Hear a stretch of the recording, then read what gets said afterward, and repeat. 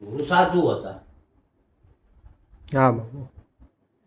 કોઈ પણના ઇતિહાસ લ્યો એમ, મોટા મોટા ધામના ઇતિહાસ લ્યો, એના કુળ ગુરુ તો ગ્રસ્ત પરંપરામાંથી જ હોય છે. હા.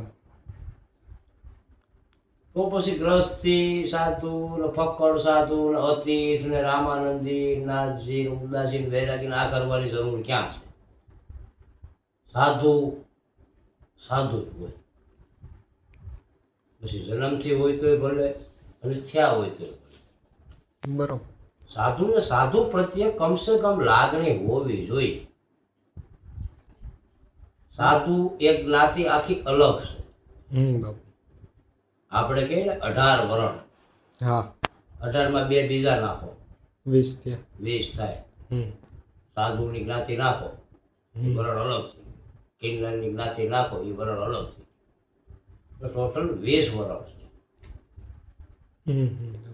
તો જેમ કે આજે સાધુ સંતો હું તો જોઉં છું વિડીયોના માધ્યમથી, ધીરેન્દ્ર શાસ્ત્રી, દેવકીનંદન ઠાકોરજી, અલવર યોગી બાળકનાથ, પછી उज्जैन से किन्नर अखाड़े के महामंडलेश्वर सती माता, हाँ, विष्णुनाथ जी उज्जैन काल भैरव मंदिर के पास भैरव घाट पर, हाँ, ऐसे कई साधु संत धर्म बचाने के लिए मैदान में उतरे हैं, सनातन को प्रकाशित करना चाहते हैं।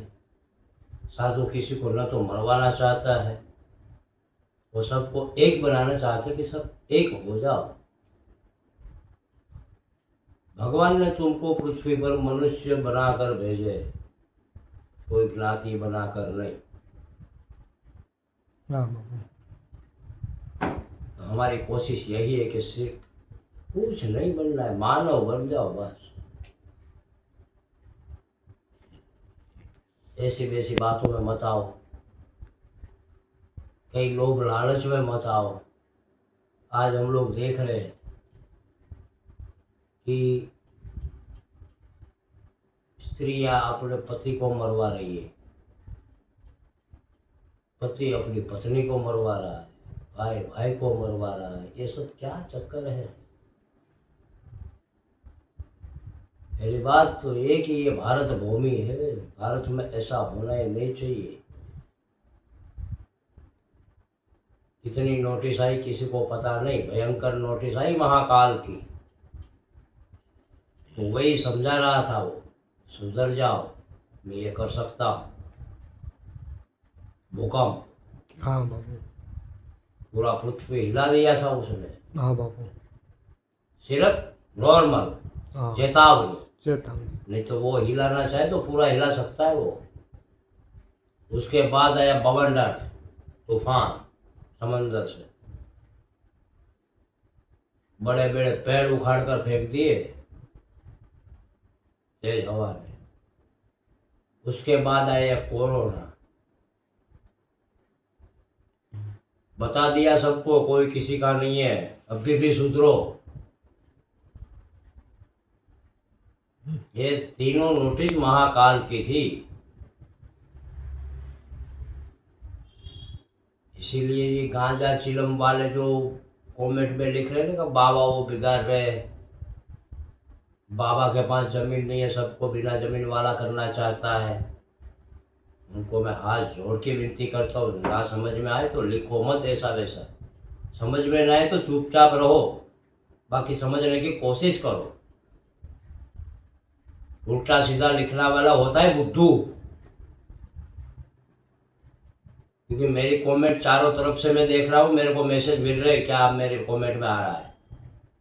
उल्टे सीधे लिखने वाला कोई दो चार ही निकलता है। हाँ बाबू, वो है मंद बुद्धि वाला,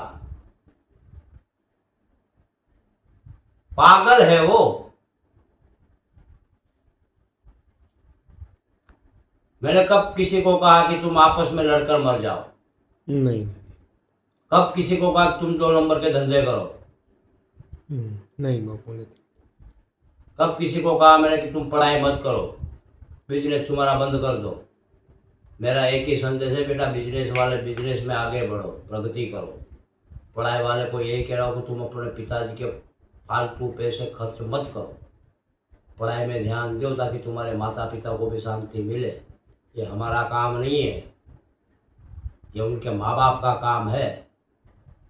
फिर भी ऐसे कोई मंद बुद्धि वाले होते हैं उल्टा सीधा लिखने वाले, भगवान उनको सद्बुद्धि देगा, नहीं तो महाकाल पहुंच जाएगा।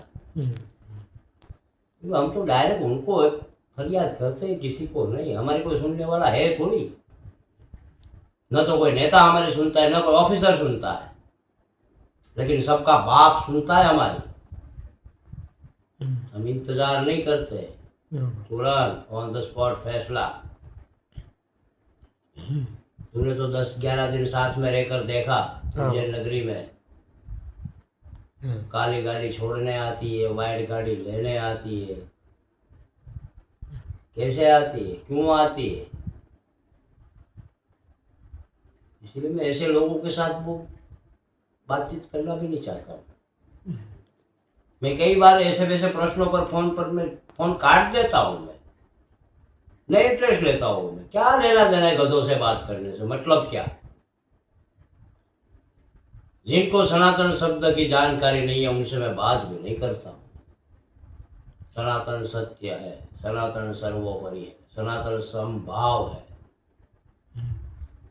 वो एक सब उल्टे सीधे चक्कर दिखा रहे हैं। किसकी कमेंट थी, क्या नाम था उनका?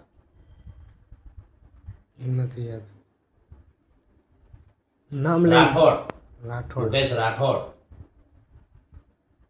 उनकी कमेंट थी।